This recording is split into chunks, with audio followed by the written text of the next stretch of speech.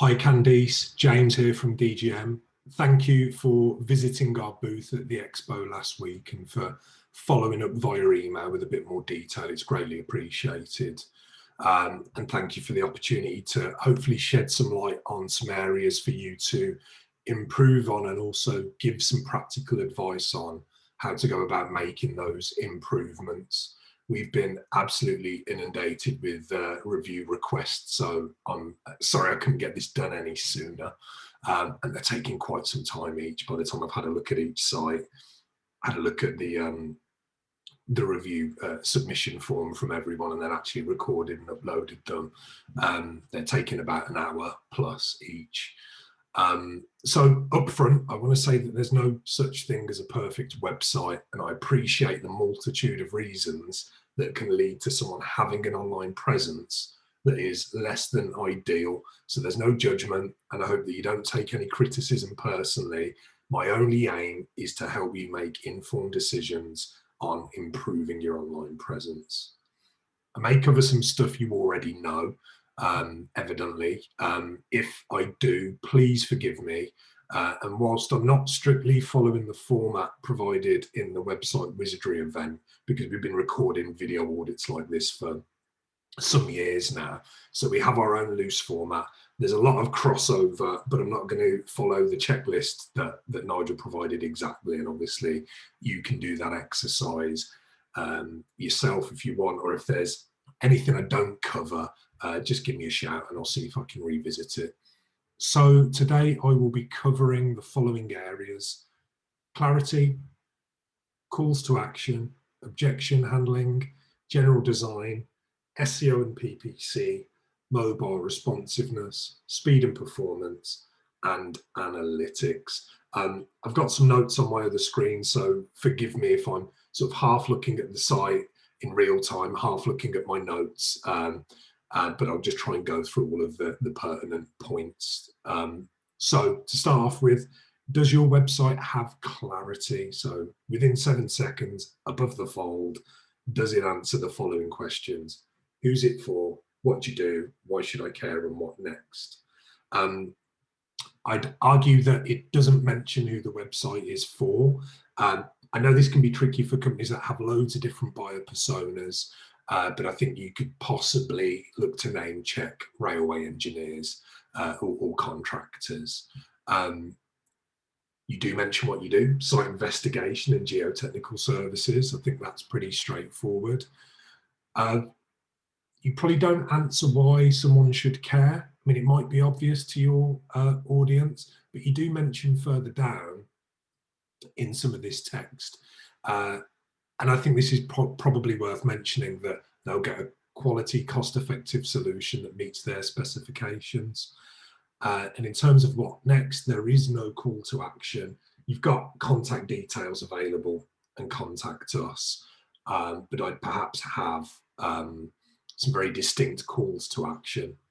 So on the note of calls to action, which is the next bit to look at, I'm a big fan of something called the larger market formula, which suggests that in any given business, their potential audience of customers can be broken down as follows. 3% of people are ready to buy, 17% are gathering info, 20% are problem aware, and 60% aren't problem aware. This is a rule of thumb across businesses. For yours, if it's a bit more niche, that can obviously vary, but the principle of having a call to action for the different buying stages one of your customers might be in is still very relevant. So for people who might be ready to buy, you might ask them to submit information, fill in an online brief form, request a quote, call the team. Again, they're straightforward things, but actually saying to someone, here's what I want you to do, is really important. I think for people who are in info gathering mode, you might have calls to action that say things like, understand our process or our equipment, watch our video, see the case studies. They're absolutely worth having, because not everyone is ready to call you and get in touch. For people who are problem aware, and then people who are not problem aware, who are the sort of largest group collectively, it's 80% of the market. This is where things like lead magnets come in. So this is something you give away in exchange for someone's contact details. And the key to getting this right is having a headline that's fairly irresistible to your audience. So if someone's quite problem aware, they're gathering in info, they'll probably go for something like, you know, the ultimate guide to safe, cost-effective and hassle-free railway line drilling, even with limited access. Whilst it's a bit of a mouthful, you know, if they are someone that has to deal with the safety, cost effectiveness of railway line drilling, especially in situations with limited access, that's going to appeal to them, and they might be prepared to give you their email address in order to read that. For the not problem aware crowd, again, I would imagine your buyer personas are, you know, they're going to be aware whether they need site investigation and geotechnical services. And in any business, if you do have an audience who aren't yet problem aware, they're probably not already on your website. But that's where you can use things like social media to dangle these attractive headlines in front of them to pique their interest. So usually these are headlines that speak to who they are as a buyer persona, not necessarily what it is you sell. And that's a mistake people can make. So you can talk about your products and solutions, but what you're trying to do is find people who might be a good fit, even if that sort of lead magnet or high value content offer doesn't directly speak to what it is you do. So you might have something like 5 signs your railway engineering business is destined to fail, the blind spots that all failing engineers ignore. Now, if a railway engineer did see that on their Facebook feed, they might be sufficiently intrigued to download it. And even though a lot of the content for that lead magnet might not be about your particular systems and services, some of it might be, and it just gives you the opportunity to demonstrate your expertise, and then they're on your mailing list, and then you've got an excuse to build a dialogue with them over time. The other important thing with calls to action is to acknowledge that there is a risk reward discussion going on in someone's head when they see that. Even if it is, you know, request a quote, well, they might want to know, what info do you need from me? How long will it take? Will somebody get back to me today? Will I be speaking to a salesperson or an engineer? So it's really important to try and address that when possible in your calls to action. So you might say to someone, request a quote, provide us with these simple bits of information, attach any documents, and one of our friendly members of staff will be back in touch with you within 1 working day, or whatever else it might be. Obviously, if you can't commit to something, don't mention that. If you had a short video, again, you might say, take less than 3 minutes to watch our video and understand X, Y, and Z. Another call to action that might be helpful is live chat. I'm recording this on a Sunday, you might have live chat and it might not be live on a Sunday, but assuming it's not live or you don't have one, that's a really good way to get an instant conversation going. If you watch the website wizardry event, you'll know that. Just a quick disclaimer, you'll have to forgive me, obviously this is Sunday and it's almost bath time for my little girl, so if you hear any screams from an almost 2-year-old in the background, please forgive me. So I want to move into the next section, which is, do you handle objections? Now, I don't know your products and your audience well enough really to know what those objections are, but they're often around clarity, understanding, price, trust, all of those things. So what I think might go a long way on this homepage or on any of the particular service pages might be a sort of how we compare either to other people that provide what you do. And obviously it's your website, you can be fairly biased with that, but I think the more open that is, and it's always a good thing if there is a weakness to acknowledge it. So for example, if you're, I'm going to call it LAMR for ease, but your LLAMR system, you know, if LAMR is a superior system, it costs a bit more, say, you know, it does require a slightly higher investment than the alternative, but here are all the benefits, because that way people can start to make sense of what it is you do. I appreciate my sort of critique of how you handle objections is a difficult thing to do when I don't really know your customers at this point. But to take that Llama example, you could have, you know, a side-by-side comparison, you know, how to drill holes on in railway lines with Llama and without Llama, a comparison checklist. So at a glance, people can go, oh, I didn't realize it did that. So I think that's quite important. I don't know if you offer any guarantees with the service that you guys provide. If you do, I'd certainly sing that from the hilltops on the site. Another thing I do is showcase clients and case studies a lot more strongly. So you've got this one here, like Chester to Llandudno resignaling, and I'd have a big headline on here, and this is content that I've found on this case study, but I'd have a big headline that says we saved money and completed the jobs in a timely manner, and then name check the company, maybe have their logo, and then lead into it, because those are going to be the sorts of things that I'm sure your audience cares about. How much does it cost? How much hassle and time does it save? Or whatever those pertinent points might be. So do a bigger job of perhaps highlighting your existing customers. I think that will go a long way. I want to have a look at the general design of the site. So this is generally a subjective area, but some designs are clearly objectively better than others, and it does affect how people perceive your business. Certainly less so than the content does, but the choice of font, colours, images is all very important.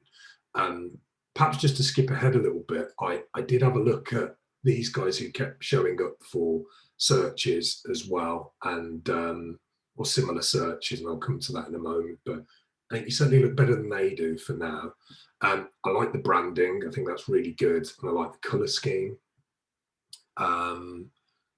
I like the font that you've used, which is actually called Railway. I don't know if that's intentional or if you're aware of it, but I thought that was quite ironic, and it's a font that I use in some of my websites. That's quite good. That's just a personal preference. I think the site's a bit scruffy in places like here, but on the whole isn't too bad. There's obviously an icon missing there for the email. I think this section isn't great, and it's the first thing that you see, so you can't really see the branding. Maybe it's because you're trying to show off the drill, but mostly what I'm seeing is trees, so the placement of this image isn't great, and there's more you can do to make text stand out as well. On that note, this isn't text, it's an image, and that means you're losing some SEO benefit as well. I think a video would go a long way. You don't have a custom favicon, that's this little icon up here. You've got the standard WordPress one. Maybe I notice it more because I'm a web developer, but I think subconsciously people know whether something is custom or not. So it does just give it a slightly homemade feel. Let's have a look at some of the other pages. Let's have a look through.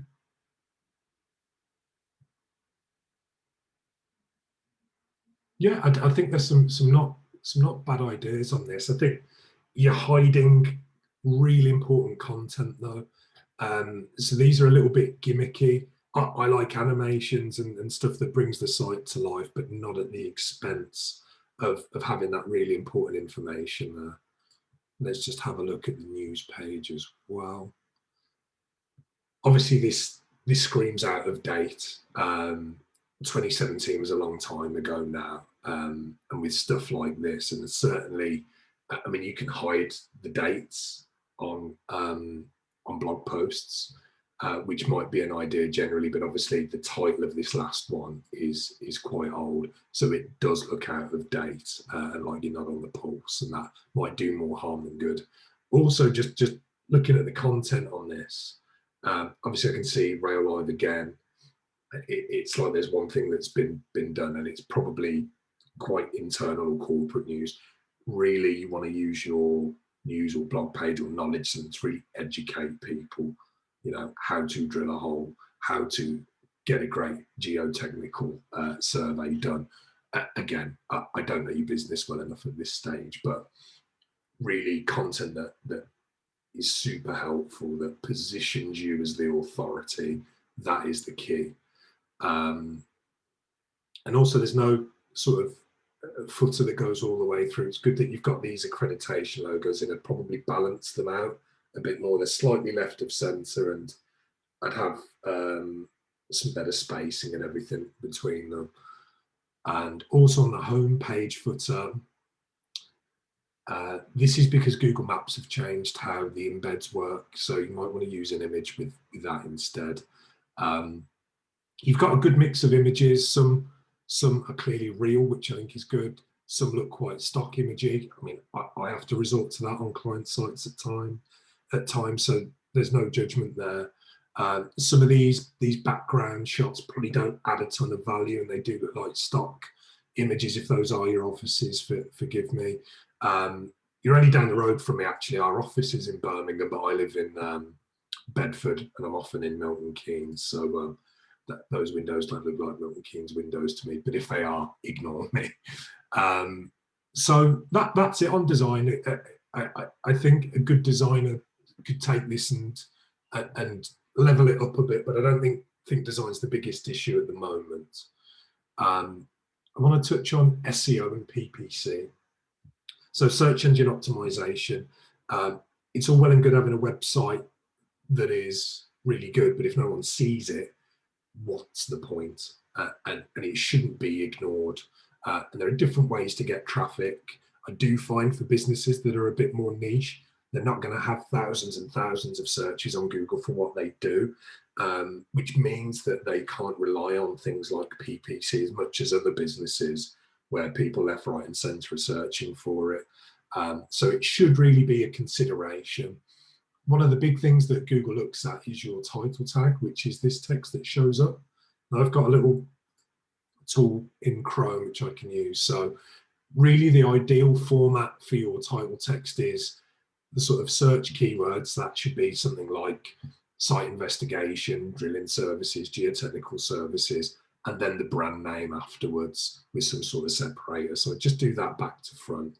In terms of what those keywords should be, really you need to do keyword research, and that's a whole other conversation. But doing that and understanding what people are searching for online goes a long way.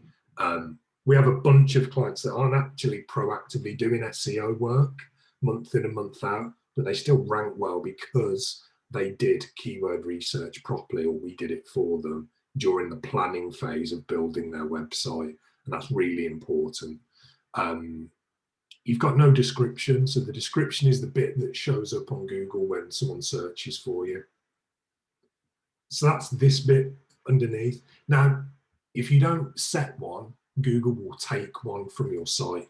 So you've actually got your intro text there, but this is an opportunity to sell people on the click. So, you know, this might be the UK's favourite on-site drilling company for railway engineers. Speak to our friendly professional team today. Stuff like that. So it just gives you more of a chance of getting a click. Now, if someone's searching for your company name, you're probably going to show what you have done here. But if someone's searching for something that you do, that's where it becomes a bit more important. So ballast and track bed sampling, again, doesn't get tons of searches a month according to my tool, but I found that term on your site. Where you do show up, is it this one? Here we go, Topdrill. It's actually a PDF that's showing up, it's not your website. So there's an opportunity to there, and I think there's a couple like that. That one shows up, automatic ballast sampling, that does show up. There is someone trying to advertise on that. Dynamic sampling, 140 searches a month. That might be a bit broader. I don't know if dynamic sampling is a term that might be used in other contexts. Potentially, maybe not. Tour drilling, not top drilling. So yeah, I think you've got some opportunity, but the work probably needs to be done. really to understand what your keywords should be. And in terms of, it doesn't mean you have to have a really spammy site that's full of keywords. But if you want Google to understand that you provide site investigation, geotechnical services, there's more that you can do to optimize your site for that. As I said earlier, at the moment, this is an image, it's not text, so Google won't read it as such. And any image on your site, Google are going to be looking for something called an alt tag, and it basically helps Google. It's where you tell Google this is an image of, and that's an opportunity to use keywords, and that's not in here at the moment. So there's certainly some opportunity to make more of keywords and potentially test some PPC. Obviously, if you're relying at the moment on word of mouth and existing business and referral business, you're going to get that anyway. I say this to all the businesses I deal with. That's a given, no matter how well you do off the back of that. And we have some clients that do millions of pounds on referral and word of mouth stuff. If you want to grow, you are going to have to consider getting more traffic at some point in your journey. So let's have a look at how it looks on different devices. So I'm just going to use this to simulate a Pixel 2. So there's some overlap there with the social media icons. You have got a mobile menu. This image with the main thing does sort of scale, but isn't ideal. Perhaps we might want to have a dark overlay so the text is a bit more visible. But on the whole, this is transforming and scaling, and you've got a back to top button. So yeah, it's not too bad on a mobile device. Let's have a look at tablets. So there's a bit of an issue there on Portrait iPad. The other issue you're going to have on some of your pages is you've got these hover effects, and obviously on a tablet device you don't have a hover state. Now, I don't know at which point your buyer personas, your railway engineers, might look you up. Are they going to do it on site where they will be using mobile devices, or will they wait until they're in the office? Either way, I would argue that you probably need to do some work there on the mobile side of things. So let's have a look at performance. You already know from your email that the performance isn't great. The scores are low. I think there's a lot of hysteria about scores. Actually, what's more important is real world performance. There's stuff you can do to game this and get better scores. And that, I'm not for a minute suggesting you shouldn't try and do that, and that's something we can help you out with. For example, this is saying the time until the site is fully interactive is 33 seconds, which is a very long time. But that's probably not true if you actually load the site up on a phone, which actually should have done, should already, rather than just simulating in here. That's not great, but I tend to find these scores get overestimated. And what this is saying is you don't really see the content. There's nothing visible on the page until you hit 3.8 seconds. The biggest issue you're getting is image sizes, which are huge. That's a relatively easy fix, certainly if you're on a WordPress site. I use another tool called GT Metrics. Again, it gives you an algorithmic score. It's funny, I've done another review just before this. They have a better score than you, but your site loads slightly quicker than theirs does. So you do have to interpret these properly, but certainly there are images like this one, which if I open that up, this is obviously the one you're using in your hero area. If I scroll in, that's huge. That's really HD. I think I can see the guy's nose hair from here. This is, it's a good image despite its usage, but there's a lot we could do to trim that down, compress that, and get some more performance out of the site. So I've just had a look as well. I'd like to see if you're measuring anything. It says you're using HubSpot. I don't know if you use that as a CRM, if that helps to identify visitors, if you're using it when people download resources from the site. You've got Google Analytics in there. I'd be intrigued to see what your conversion rates are like. So for however many, for 100 visitors, how many of them actually pick up the phone? I can't see any tracking numbers in place or any obvious ones, not a dynamic one at least. So there's probably some stuff you could be doing to analyze how well the site works. There's Hotjar to consider as well. So just to sort of summarize a bit, I think you've got some clear room for improvement. I think you're aware of that. And you as alluded to in your email, and there's ultimately that spans across content, design, performance, and traffic. So I'll just touch on each one of those ones in summary. So the content should be more customer centric. As you've alluded to in your email, the knowledge is there in-house, but the inclination to do the copywriting isn't.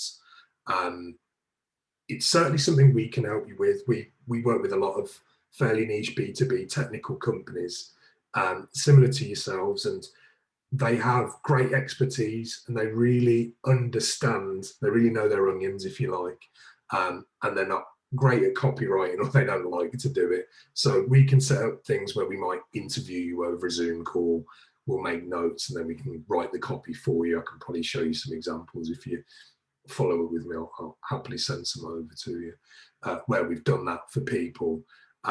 Or you've just got to get some discipline and do it. In terms of content, you should probably consider a content schedule. Again, there are tools, spreadsheets and things we've got that can help you to consider what kind of articles would your customers value, what would they enjoy reading that would help to position you as the expert without it just coming across as a sort of propaganda piece for your own company. Not to say that you won't talk about what it is you do, but if you can give some really sort of honest, transparent advice, that works wonders. That's transformative for companies. The design has got some good elements, but it does have a slightly homemade feel, and there is room for improvement there. But I don't think that's the biggest issue. Your performance is poor in terms of loading, but is fixable. In reality, even with a sped up site, I think your conversions will remain roughly the same until you source more traffic and nail the content, if I'm honest. I'm sure we could optimize your images. You could optimize your images. There are some free and some freemium tools that you can use, like Short Pixel, which will go through your media library and compress all of your images. There's another one called Nitro Pack, which there's a freemium version of that, and that can help to speed things up, or certainly to get you better scores, if not a better speed. And there's a bunch of cheap freelancers who will just do speed optimization. The problem with that is sometimes they can break features without realizing it if they don't sort of know your website inside and out. But that can certainly be done, but I don't think that will make tons of difference. And then there's traffic. I'd probably need to know quite a bit more about your industry, your customers, to make stronger inbound traffic recommendations on SEO and keyword targeting, etc. For outbound and outreach, my gut feeling is that something like a LinkedIn outreach service, that's something we can help with, would work quite well for you, because you've got a very specific audience. And there'll be tons of them on LinkedIn, and we find our B2B companies, certainly some of the technical ones, do really well with that. If you've got a well-defined audience and you've got a valid reason to start a dialogue with them, and this is where things like the lead magnets come in, then that's a great opportunity, because we can reach out to railway subcontractors and say, hey, you just put together this guide, 7 ways to what did I call it? I can't remember off the top of my head. Let me find my notes. Well, we've just put together the ultimate guide to safe, cost-effective and hassle-free railway line drilling, even with limited access. Would you be interested in a copy? And you're asking a closed question, so they'll either say yes or no. And it's a great way to start relationships with people, or new people who could potentially buy from you. I'll just summarize. I'll show you something on my site. This is the Digital Group Media site. And this GIF here that I made some time ago, this to me simplifies everything. The goal is to turn strangers, people who could buy from you potentially, into visitors of your content, whether that be on your website or social media or printed even. Those people become leads once they're identifiable. So once someone's become that connection on LinkedIn and you can nurture a relationship with them, or once they've submitted their email address through your website, that way you can email them periodically, share knowledge and articles with them, and that's how you demonstrate your expertise, so that they can choose you and trust you and become a customer. And then those customers can go on to promote you through the medium of case studies or further recommendations. So that's ultimately what we do. I'd be happy to have a further chat to discuss any element of this review, and there's no expectation of getting any work or anything like that. You did mention that you can't afford a site rebuild, which is absolutely fine. If I'm honest, the salesman in me wants to argue that you can't afford to not do it properly when you balance it against the opportunity cost involved in having a subpar online presence that doesn't get found and doesn't resonate when it does. But obviously that's a decision for you to make. You can see what our pricing is for websites. We have a 12-week website program where we do a lot of thorough planning. We do things like the keyword research, the content plan, so you actually understand what you need to do. And we do all of that before we start building the site. So when we do build a site, it should be the last website you'll ever need. It's just a question of fresh content as and when then. And that starts at $3,995 plus VAT. Again, I don't know what the average order value is for you guys, but if you did all that work and it got you one deal, what difference would that make? I don't know. I'll stop giving you the hard sell. I'm genuinely just trying to give good advice with this review, so I don't want that to lose its impact because I'm grandstanding about getting websites done. If you are on a shoestring budget or a tight budget, then I would just make sure that you have someone in-house that can update content on the site. So there are tutorials on Xtheme and Cornerstone. I actually looked at using Xtheme many years ago and tried it out and didn't get on with it at all. So that's why I use the systems I use now. Cornerstone kind of pushed me in another direction. But you can get the site optimized. It's something we might be able to help with. Probably 2 or 3 hours of work. Or there are freelancers online that can do that and update the theme to the latest version safely. We do offer a WordPress support maintenance service, which you can see on here. That's £99 a month. Again, I'm not giving you the hard sell, but you'll be able to see what we can do for that. I'm sure that will, one, optimize it initially, but two, keep it optimized longer term. And I think the other key, again, if you're on a budget, is you're just going to have to have the discipline internally to put pen to paper and write some good content. I think the reason people struggle with it or don't have the time or don't make the time for it is because they don't understand the benefit of it.